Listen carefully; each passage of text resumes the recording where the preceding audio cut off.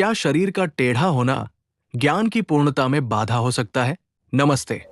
आज हम एक ऐसी यात्रा शुरू कर रहे हैं जो शरीर के बंधनों से परे है। एक ऐसी यात्रा जहां न उम्र मायने रखती है, न शरीर का ढांचा।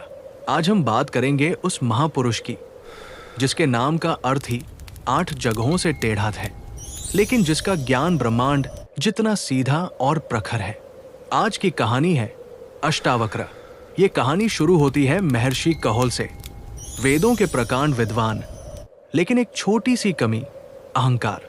एक दिन वे राजा जनक के दरबार में पहुंचे, जहां उनका सामना वंदी से हुआ। शास्त्रार्थ की एक ऐसी शर्त रखी गई जिसे हारने का अर्थ था जल समाधि। दुर्भाग्य से कहोल हार गए और उन्हें जल में विसर्जित कर दिया गया। लेकिन एक बालक था जो अभी अपनी मां के गर्भ में था। पिता की हार की खबर सुनते ही जब सब स्तब्ध थे, तब गर्भ के भीतर से एक आवाज गूंजी, पिताजी, आप गलत मंत्र पढ़ रहे हैं। यह आवाज किसी बड़े विद्वान की नहीं, बल्कि उस नन्हे बालक की थी जो अभी दुनिया में आया भी नहीं था।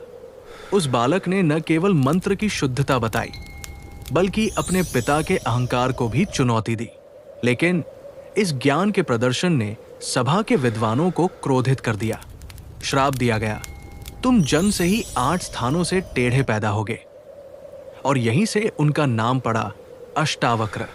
दोस्तों, अष्टावक्र का जन्म ही हमें यह सिखाने के लिए हुआ था कि सत्य शरीर में नहीं, सत्य आत्मा में होता है।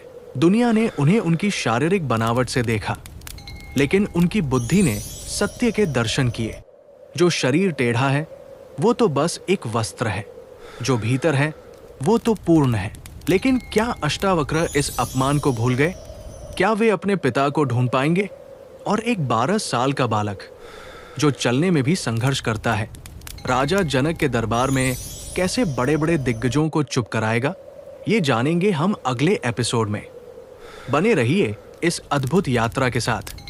ये पूरी सीरीज उन सभी के लिए है जो आत्मज्ञान और जीवन के गहरे रहस्यों को सरल भाषा में समझना चाहते हैं। सीरीज के साथ जुड़े रहने के लिए चैनल को सब्सक्राइब करें और बेल आइकन दबाएं ताकि आप कोई भी एपिसोड मिस न करें।